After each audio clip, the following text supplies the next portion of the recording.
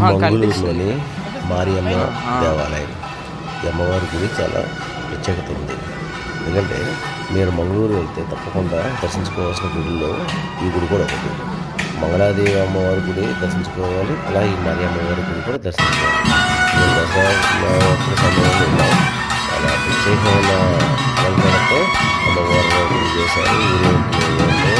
Lighting మొత్తం city అంతా కూడా గొప్ప లైటింగ్ పెట్టి చాలా అద్భుతంగా ఉంచారు. అలంకరణ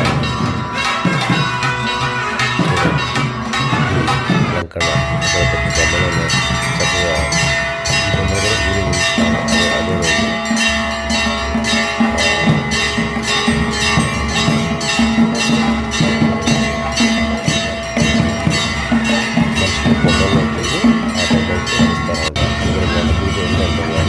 మంగళూరులో ఉన్న ప్రతి ఒక్క గుడి చాలా బాగుంటుంది. ఈ గుడి కూడా విశాలంగా ఉంటుంది.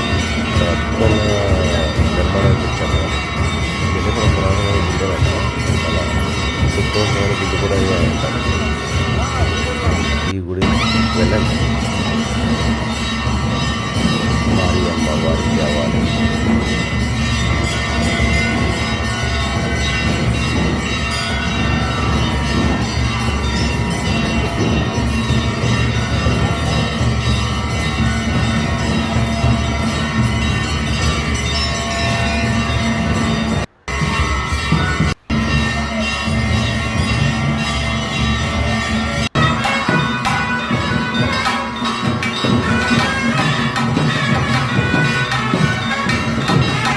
ఊళ్ళో ప్రతి గుడి చాలా అద్భుతంగా ఉంటుంది. ఏ గుడికి వెళ్ళినా సరే చాలా మనశ్శాంతిగా మనం అక్కడ దర్శనం చేసుకోవచ్చు.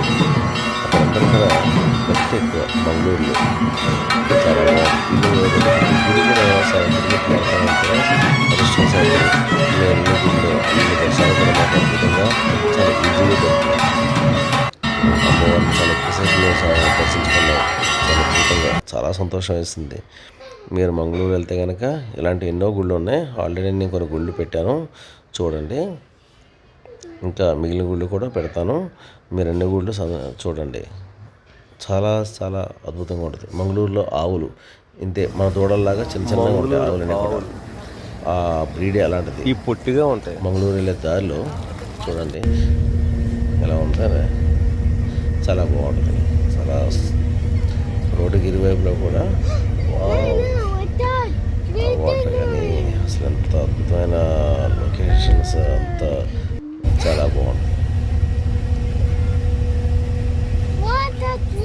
అన్ని కొబ్బరి చెట్లు ఎక్కువ ఉన్నాయి. ఫొటోస్ దిగడానికి కూడా కొబ్బరి చెట్లు, ఒక చెట్లే. ప్రతి లొకేషన్ కూడా అద్భుతమైన అసలు. అది ఒక చెట్టు కాదు, ఒక్కల చెట్టు. ఇవన్నీ కూడా మంగళూరే.